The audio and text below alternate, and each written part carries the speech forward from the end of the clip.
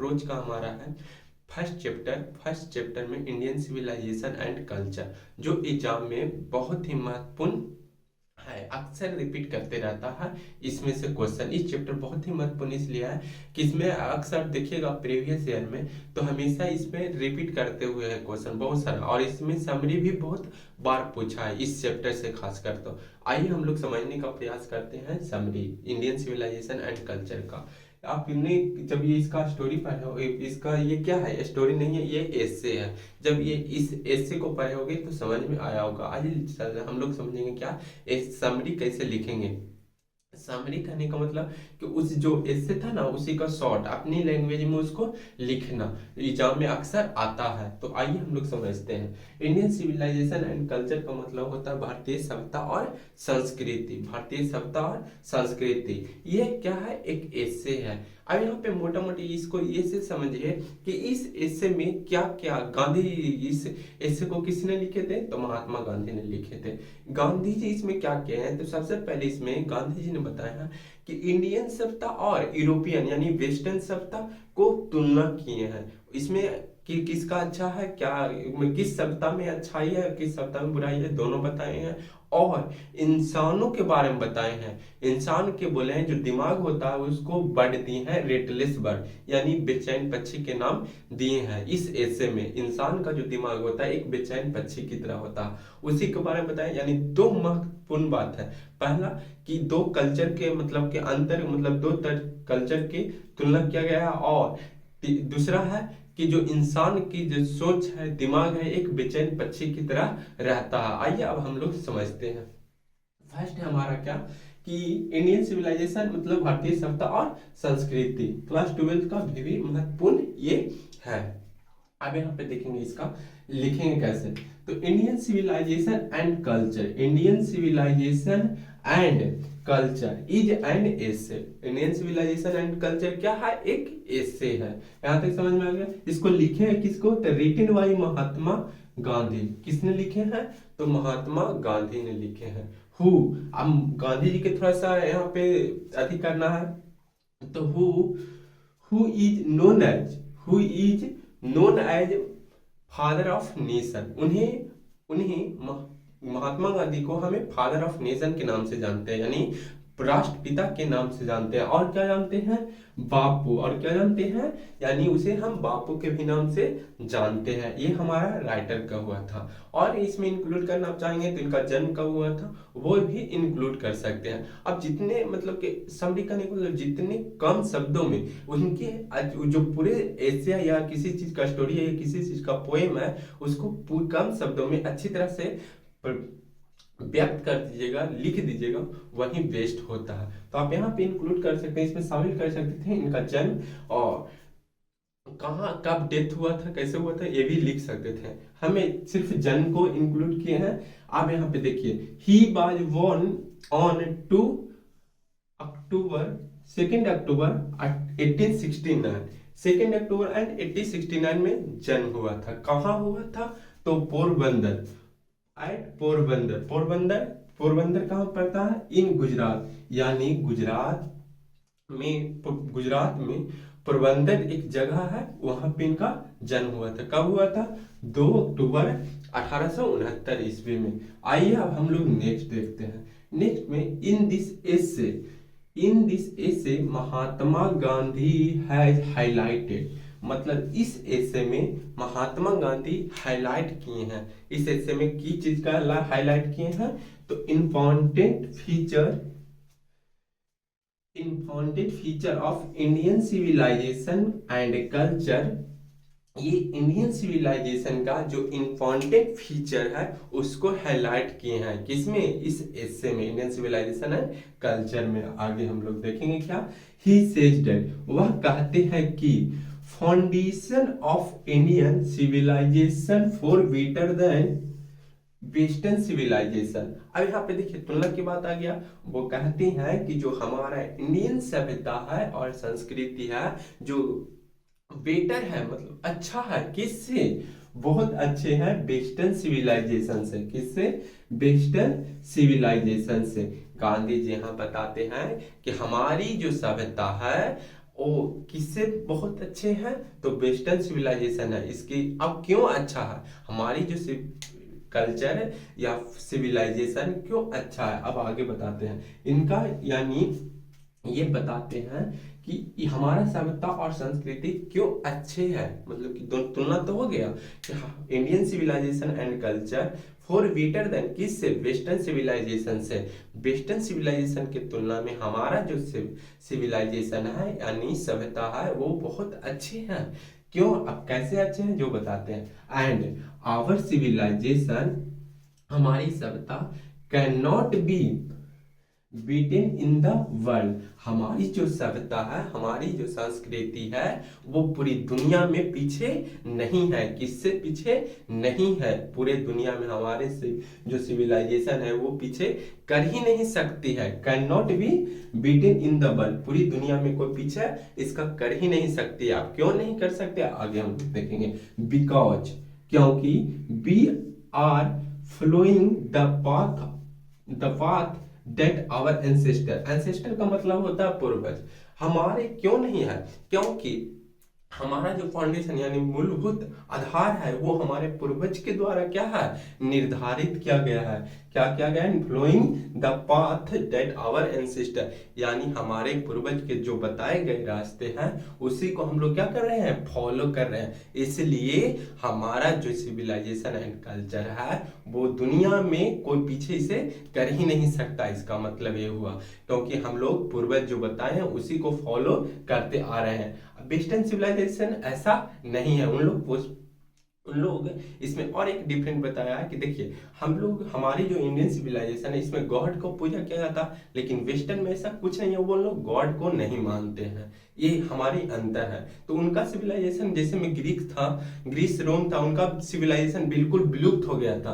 क्यों? क्योंकि उनका कोई निर्धारित, मतलब कि उनको लीड करने वाला, उनको कोई मार्गदर्शन देने वाला नहीं था। जो मन था वो वहां के लोगों वैसा करते थे। लेकिन हमारी इंडियन सिविलाइजेशन में ऐसा नहीं था। इसलिए हमारा जो सिविलाइजेशन है, कल्चर है, आज तक भी अटिक है, अडल है। मतलब कि वो उसको कोई नहीं मिटाया है। इसका रीजन यही है क्योंकि हम लोग पूर्वजों, हमारे जो एंसेस्टर बता के गए थे उनकी आधारभूत संरचनाओं पे, हम उनकी मार्गों पे हम फॉलो करते आज भी चल रहे हैं। इसी कारण हमारा सिविलाइजेशन है, हमारे सभ्यता संस्कृति है वो बचे हुए है, अटिक है। और इसी कारण है कि इसको कोई दुनिया में पीछे मतलब तोड़ नहीं सकती है, ना झुका सकती है। अब आगे देखेंगे मेड फॉर अस। अब देखो western people sometimes say that, अरे वेस्टर्न लोग, हम लोग जानते हैं क्या कहता था, मतलब विदेशी लोग, वेस्टर्न जो सिविलाइजेशन के लोग थे, वेस्टर्न लोग थे, उन लोग हम लोग भारतीय लोग को कहते थे कि कुछ टाइम के लिए कहते थे कि वी आर अनसिविलाइज। हम लोग, मतलब कि वेस्टर्न लोग का ऐसा मानना था कि जो इंडियन होते हैं वो अनसिविलाइज होते हैं, असभ्य होते हैं, इनोरेंट होते हैं, अनपढ़ होते हैं एंड स्टूपिड, मूर्ख होते हैं। लेकिन बट वेस्टर्न लोग का ऐसा मानना था कि जो इंडियन के होते हैं, इंडियन पीपल होते हैं, वो कैसा होते हैं? अनसिविलाइज होते हैं, इनोरेंट होते हैं और स्टूपिड, मूर्ख है और बेवकूफ जिसको बोलते हैं वो ऐसा होते हैं। ये किनका मानना था? ये वेस्टर्न लोगों को मानना था। लेकिन गांधी जी कहते हैं, बट गांधी जी डिसएग्री, लेकिन इससे वो असहमत थे। गांधी जी ऐसा नहीं मानते थे कि हाँ हम ऐसा नहीं है। क्यों? क्योंकि उन लोग को मानना था, लेकिन गांधी जी उन लोग की बातों को इग्नोर करके कहते हैं कि हम लोग ऐसा नहीं है, तुमको जो बोलना है जो बोलो, लेकिन हम लोग बहुत अच्छे हैं। यहाँ पे वो उनका ये स्टेटमेंट था। आगे हम लोग देखेंगे क्या। He thinks his idea is wrong, और उनका ये सोचना गलत है। और उन जो सोच रहे हैं कि हम लोग ऐसा हैं, मतलब अनपढ़ हैं, मूर्ख हैं, बेवकूफ हैं, उन लोग ऐसा सोचना उनका क्या है? गलत है। ही बिलीव्स, अब वह विश्वास करते हैं कि that we can do everything that western people do, however our culture, our ancestor liked। अभी यहाँ पे समझेंगे क्या।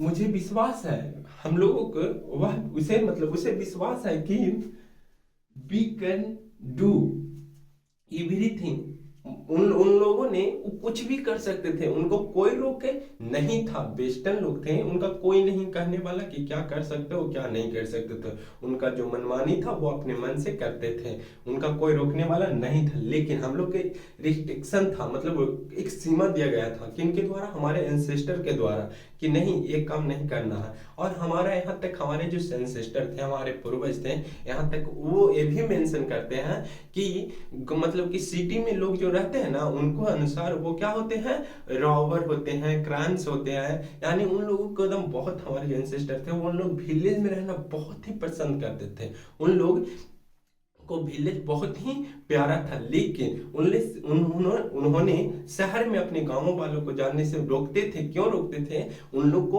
उनको मानना था कि जो शहर में लोग रहते हैं वो क्या होते हैं, रॉबर होते हैं, वह क्राइम्स होते हैं, वहां मतलब कि एक अलग प्रकार के, वहां अलग दुनिया। लेकिन गांव में ऐसा नहीं होता, वो हमारे पूर्वज को ऐसा मानना था। अब यहाँ पे हमारे देखिए, हमारे एंसेस्टर, आवर एंसेस्टर लाइक्ड, जैसा कि कहाँ रहना पसंद करते थे, लिविंग इन विलेज। हमारे पूर्वज ज्यादातर कहाँ रहना पसंद करते थे, गाँव में उनका पसंद आता था। आज भी आप अगर कभी भी शहर में होंगे तो गाँव में एक अलग ही कंफर्टेबल जिंदगी मिलती है, हर प्रकार का एनवायरनमेंट का एक अच्छी मतलब कि पर्यावरण, शुद्ध पर्यावरण मिलता है हमें। अब आगे हम लोग देखेंगे क्या, more than city, they knew that city had a lot of things. मतलब शहर में बहुत सी बुराइयां हैं। क्या है, बहुत सी बुराइयां। ये कौन बताते हैं, हमारे एंसेस्टर। हमारे एंसेस्टर कहते हैं कि जो शहर है वो बहुत बुराइयों से भरा हुआ है। जैसे में अब देखो, जैसे बताते हैं, likes, crimes, robber and thieves. वहां डाकू, चोर और क्राइम्स होते रहते हैं। गांधी जी से दैट, आगे हम देखते हैं, Gandhi ji say that mind is relational. अब गांधी जी कहते हैं दिमाग एक क्या है, बेचैन पक्षी है। गांधी जी का कहना है, इस में गांधी जी कहते हैं कि दिमाग एक क्या है, रेटलेस बर्ड है, एक बेचैन पक्षी है। अब क्यों पक्षी इसको बोलते हैं, दिमाग को क्यों बेचैन पक्षी गांधी जी बोले, तो इसका पर्पस ये है, उनका ये कहना है कि जो दिमाग है ना इंसान का, वो कभी संतुष्ट हो ही नहीं सकता है। कितनों भी कुछ मिल जाए उन्हें कभी संतुष्ट नहीं होगा। इसका मुख्य रीजन है कि इंसान का एक नेचुरल उसका गुण है कि जितना वो चाहेगा वो और सोचेगा और सोचेगा। इसके लिए उन्होंने बताया, इसको बेचैन पक्षी के नाम दिए हैं।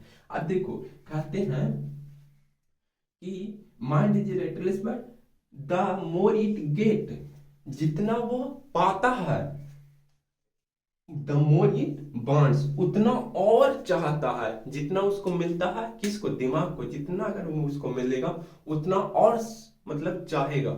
इसके दिमाग में मतलब कि इंसान की जो चाहत होती है, इच्छाएं होती है, अनंत होती है। जब इन्फिनाइट, जब इच्छाएं होगी तो सोच, जब इच्छाएं अनंत है तो पूरा हो ही नहीं सकता, इसलिए उसको बेचैन पक्षी कहे हैं। एंड रिमेन्स असैटिस्फाइड, और वह तब वह क्या है, असंतुष्ट है। इसलिए गांधी जी उसे असंतुष्ट कहते हैं, इसका ये कहना था। यानी माइंड इज रेटलेस बर्ड। क्यों रेटलेस बर्ड है, क्योंकि because the more it get, जितना पाता है, और द मोर इट वांट्स, उतना और चाहता है, इसलिए उसे रेटलेस बर्ड कहा गया है। एंड रिमेन्स अनसेटिस्फाइड, और यह असंतुष्ट रहता, तभी भी वो क्या होता है, असंतुष्ट रहता, वह संतुष्टि नहीं होता। यही पूरा इंडियन सिविलाइजेशन एंड कल्चर का इस समरी था। आई होप अच्छी तरह से समझ गए होंगे, लाइन बाय लाइन एक्सप्लेन किए हैं विथ हिंदी के साथ, आसान भाषा में। अगर अच्छा लगा हो तो वीडियो को लाइक शेयर एंड सब्सक्राइब जरूर कीजिएगा। Thank you, all the best.